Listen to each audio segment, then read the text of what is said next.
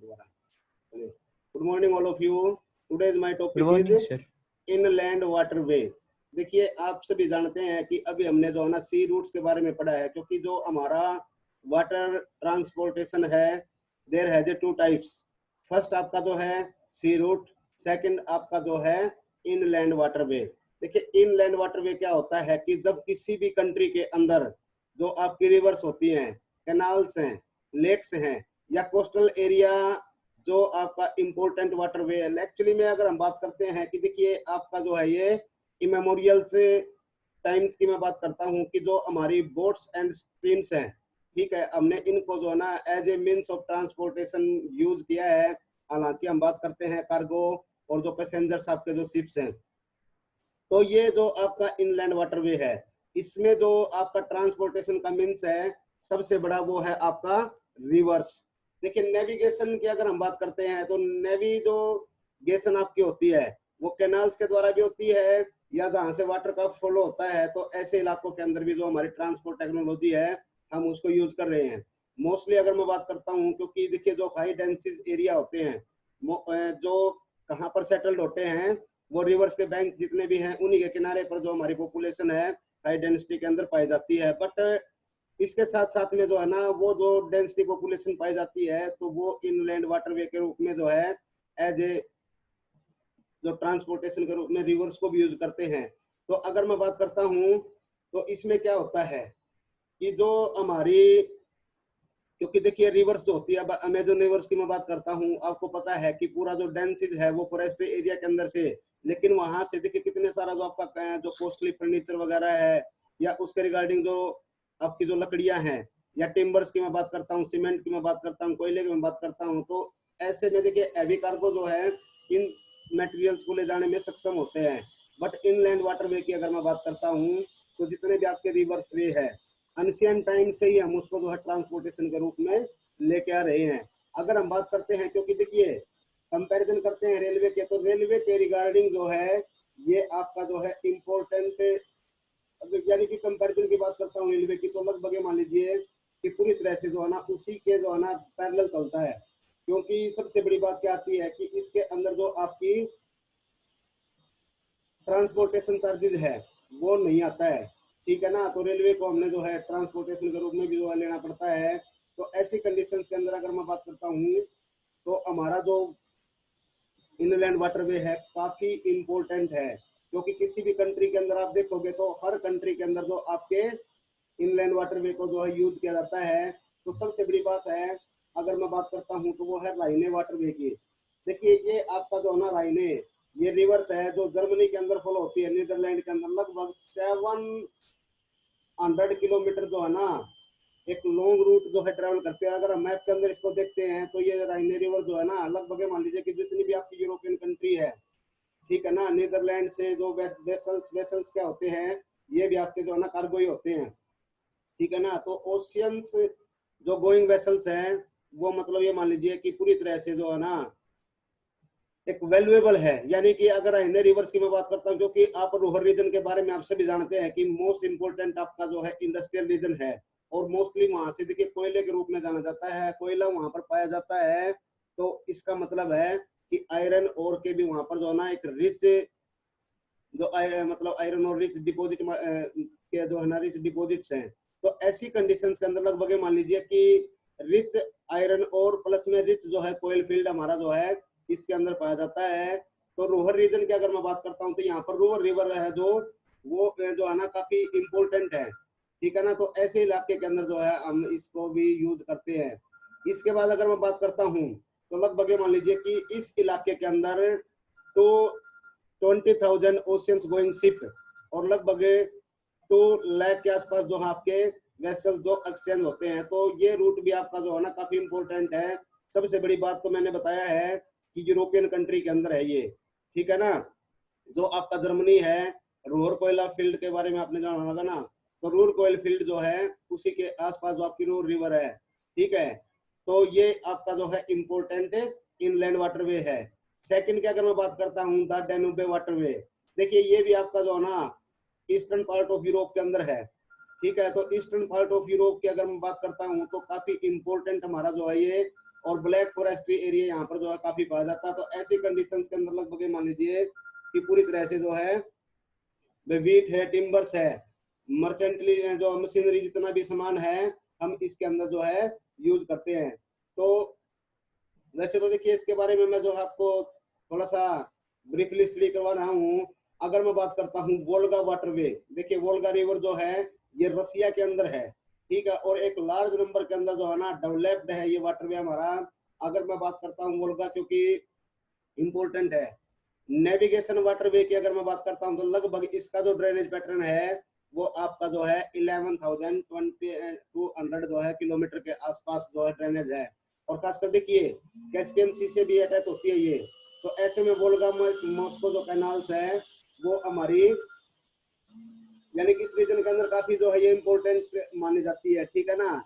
इसके बाद great lake, देखिए ग्रेट लेक के बारे में आप सभी जानते हैं। और सेंट जो आपका लॉरेंस सी वे है ये नॉर्थ अमेरिका के अंदर है कि देखिए जो सुपीरियर आपकी लेक है, ठीक है ना, यहाँ से जो हुरोर इरियो और ओंटारियो जो है तो इसको कनेक्ट करती है ये। लगभग मान लीजिए कि अगर मैं बात करता हूँ जो वालेंट कैनाल्स है तो जो ग्रेट लेक्स और जो सेंट लॉरेंस कैनाल्स हैं ये आपकी जो है ना यूएसए के अंदर, अमेरिका के अंदर काफी सुपीरियर रूप में मानी जाती है, ठीक है ना। क्योंकि यहाँ पर जो सेंट लॉरेंस रिवर है क्योंकि वो किसके साथ में अटैच होती है, ग्रेट लेक के साथ में अटैच होती है। तो इस प्रकार से क्योंकि इस रूट को हम जो है ना एज ए कॉमर्शियल वाटरवे के रूप में जाना जाता है, क्योंकि जो northern part of north America है उसके अंदर कॉमर्शियल इंपॉर्टेंट रूट है ये। अगर मैं बात करता हूँ क्योंकि देखिए एक समय ऐसा था कि जो डोलेच और बफेलो थी वही इसके साथ में मतलब जो है इनका जो है ना सबसे ज्यादा व्यापार किया जाता था। इसके बाद अगर मैं बात करता हूँ बेलार्ज ओशियन जो गोइंग वेसल्स हैं काफी नेविगेशन के लिए काफी इंपॉर्टेंट रूट आपका ये माना जाता है। अगर मैं बात करता हूँ क्योंकि स्मॉलर वेसल्स भी इसके अंदर जो है ना पैसेंजर्स को कैरी करने के लिए जो है यूज किए जाते हैं। तो लगभग ये मान लीजिए कि अगर मैं बात करता हूँ तो ये भी आपका जो है ना 3.5 डीप मीटर के अंदर में आ जाता है, ठीक है। इसके बाद आपका जो है मिसिसिपी रिवर है। देखिए मिसिसिपी जो वाटर वे है यह भी आपका जो है ना यूएसए के अंदर ही है और किसके साथ कनेक्ट होता है, ये गल्फ ऑफ मेक्सिको यानी कि मेक्सिको जो कंट्री है साउथ पार्ट के अंदर। अभी मैंने सेंट लॉरेंस का बताया था कि नॉर्थ पार्ट ऑफ यूएसए था। तो यह है भी हमारी जो है ना एक लार्ज स्ट्रीमर के रूप में जो है ना इसके अंदर भी जो है काफी माइन पोलियो जो रूट है वहाँ का यानी कि जो सिटी है उसको साथ कनेक्ट होता है। यानी कि अगर मैं बात करता हूँ मिसिसिपी रिवर जो आपकी है गल्फ ऑफ मेक्सिको के साथ यानी यूएसए का जो सदर्न पार्ट है उसके अंदर जो है ये अटैच होती है। अब हम बात करेंगे एयर ट्रांसपोर्ट की। देखिए एयर के बारे में से भी जानते हैं कि सबसे जो फास्टेस्ट मीन्स ऑफ ट्रांसपोर्टेशन है वो हमारा एयर है, but that is very costly. अगर मैं बात करता हूँ देखिए जब हमें जो है ना इतना मतलब जो फास्ट रूट की अगर मैं बात करता हूँ तो फास्ट होते हुए जो है एयर जो लाइन्स है हमारी, ठीक है, तो काफी वैल्यूएबल भी है क्योंकि जितनी भी आपकी जो फास्टर्स गुड्स हैं जो जल्दी खराब होने वाली चीजें हैं या ऐसे रीजन खासकर जो माउंटेन रीजन है जहाँ पर रोड को इनबिल्ट करना मुश्किल हो जाता है, रेलवे तो वहां पर पहुंचती नहीं है, जब रोड ही नहीं बन पाएंगे तो ऐसे इलाकों के अंदर आपका जो एयरक्राफ्ट है वो काफी इंपॉर्टेंट होता है, ठीक है ना। अगर मैं बात करता हूँ क्योंकि देखिए जितनी भी जो आइडेंसिस एयर नेटवर्क है वो आपको कैसे इलाकों में मिलेगा कि जहां पर जो मेट्रोपॉलिटन सिटी है तो उनके साथ में जो है ना अटैच होता हुआ मिला। खासकर जो डेवलप्ड कंट्री है तो सबसे ज्यादा एयर रूट जो है उन इलाकों के अंदर जो है ये सक्सेस है।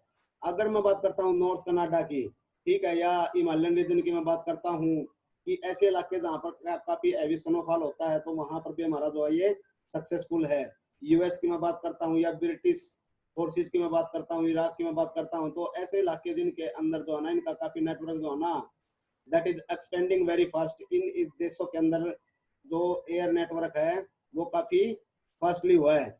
अगर मैं बात करता हूँ मैन्युफैक्चरिंग की, ठीक है ना, तो लगभग मान लीजिए कि जो एयर क्राफ्ट की जो मैन्युफैक्चरिंग है ये देखिए सबसे पहले तो इस चीज को जो है ना जैसे हम किसी भी एयरपोर्ट को बिल्ड करते हैं तो उसको भी उसके ऊपर भी जो है ना काफी कॉस्ट आती है कि किस तरह से हमें जो है ना वे लैंड जहाँ पर वो उसका एयर का जो लैंड क्राफ्ट है वो लैंडिंग करता है, ठीक है ना, या जो उसकी फ्यूलिंग है क्योंकि फ्यूल भी इसका जो है अलग टाइप का होता है तो वो भी काफी कॉस्टली होता है। या मेंटेनेंस की मैं बात करता हूँ तो सिंपल वर्ड में यही है कि जो कंस्ट्रक्शन आपकी जो एयरपोर्ट की होती है, ठीक है ना, that is very expensive and developed in highly industrialisation area या कंट्रीज की मैं बात करता हूँ, क्योंकि ऐसे इलाके जहां पर पॉपुलेशन भी ज्यादा रहती हो, इंडस्ट्रियलाइजेशन भी ज्यादा हो, तो ऐसे इलाकों के अंदर हमारा जो है एयरक्राफ्ट जो है काफी इंपॉर्टेंट है। इसके बाद अगर मैं बात करता हूँ कि लगभग ये मान लीजिए कि पूरे वर्ल्ड को अगर हम एक एयरक्राफ्ट के थ्रू जो है क्रॉस करना चाहे तो 35 आवर्स के अंदर जो है ना हम उसको क्रॉस कर सकते हैं। यानी कि देखिए, एक तो अगर मैं अपने फास्टेस्ट जो ट्रेन है, सबसे देखिए इंडिया के अंदर जो सबसे लॉन्ग रूट पर चलने वाली ट्रेन है वो आपकी शताब्दी सॉरी विवेक एक्सप्रेस है, जो आपकी अरुणाचल प्रदेश से कन्याकुमारी पर चलती है। लेकिन ध्यान रखिए कि वो पूरे 7 डेज के अंदर एक रूट को कवर करती है, वन साइड। इसी तरह से शताब्दी एक्सप्रेस आपकी है, तो देखिए वो 7 दिन के अंदर एक रूट को कवर करती है। तो इसका मतलब 24 से जो है ना आप उसको जो मल्टीप्लाई कर दीजिए कि कितना टाइम लेती है। लेकिन यहाँ पर तो पूरे 35 आवर्स की अगर मैं बात करता हूँ तो पूरे वर्ल्ड को क्रॉस किया जाता है। तो इसलिए जो हमारा एयर ट्रांसपोर्टेशन है काफी इम्पोर्टेंट है, ठीक है ना। तो देखिए अगर मैं बात करता हूँ, क्योंकि जितने भी आपके जो जेट ट्रांसपोर्टेशन है, यूके है, यूएसए है, और लगभग जितने भी हमारे आसपास एट प्रेजेंट में 250 कमर्शियल एयरलाइंस हैं जो रेगुलर सर्विसेज को जो है प्रोवाइड करवा रही है, ठीक है ना। तो जिस तरह से देखिए ये हमारे लिए जो है काफी एक लग्जरी लाइफ भी हमारे को जो है शो करता है। इसके बाद अगर मैं बात करता हूँ जो डिस्टेंस है, लंदन से जो है न्यूयॉर्क की जो डिस्टेंस है लगभग 3.5 आवर के अंदर जो हम इसको कवर कर पाते हैं।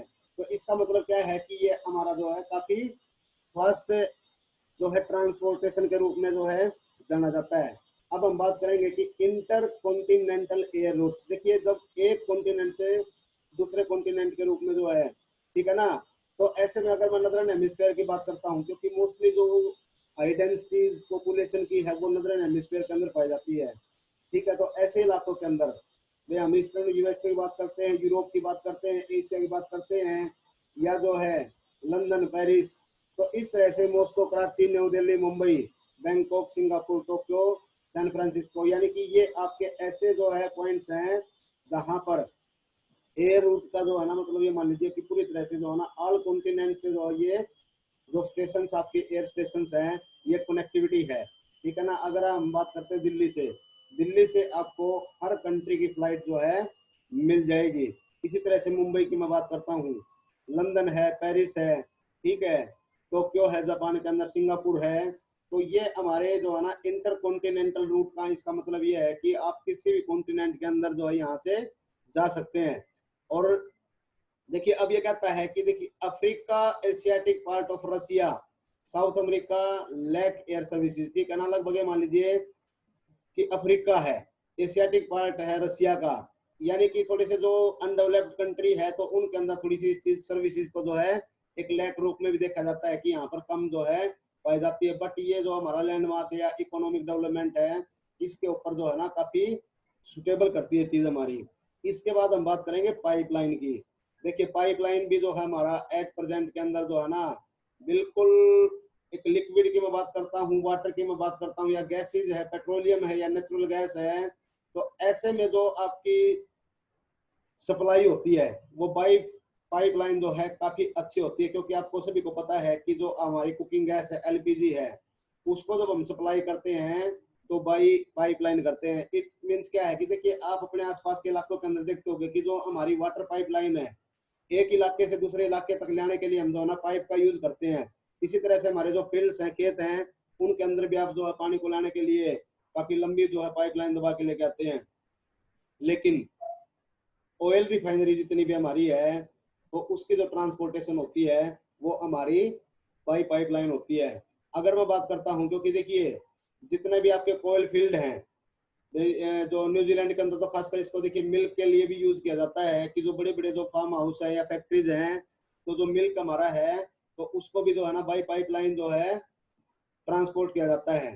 तो ये आपका जो मैप शो दे रहा है इसके अंदर सारे के सारे जो मेजर एयरपोर्ट्स हैं, बट हम पाइपलाइन की बात कर रहे हैं।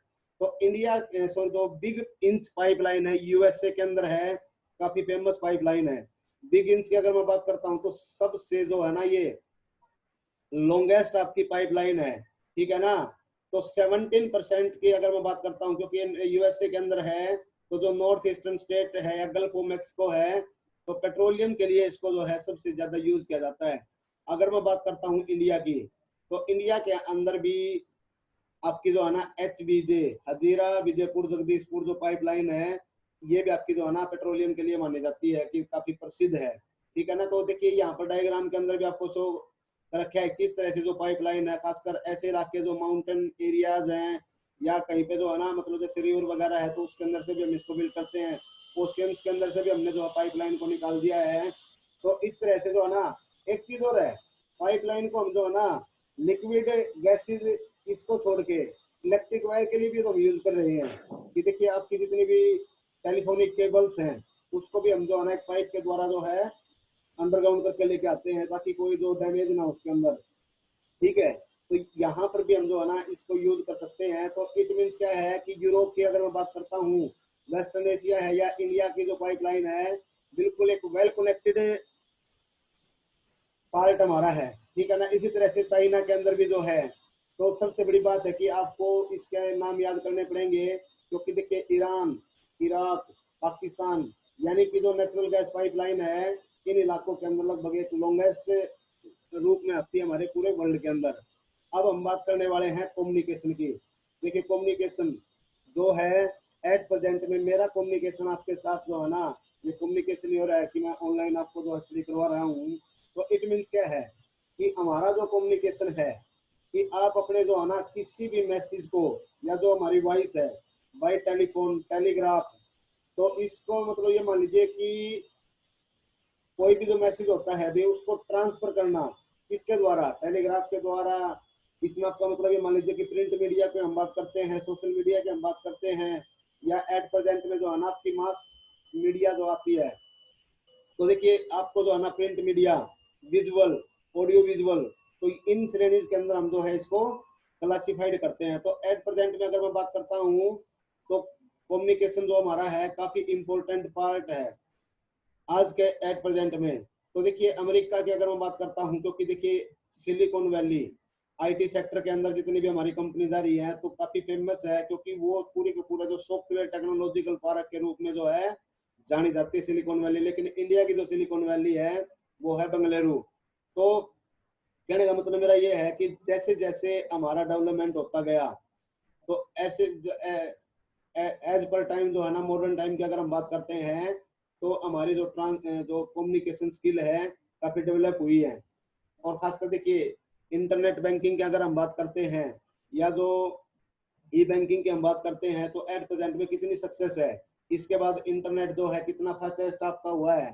तो लगभग ये मान लीजिए कि यूएसए के बाद अगर मैं बात करता हूँ, तो इंडिया भी जो है ना हमारा 5th पोजीशन के ऊपर आता है। तो इसमें देखिए जितने भी आपकी ऑप्टिकल जो फाइबर केबल्स हैं उनको यूज करते हैं, और बाई सैटेलाइट आजकल तो सारी चीजें जो है ना सैटेलाइट के थ्रू जो है ना यूज होने लगी है।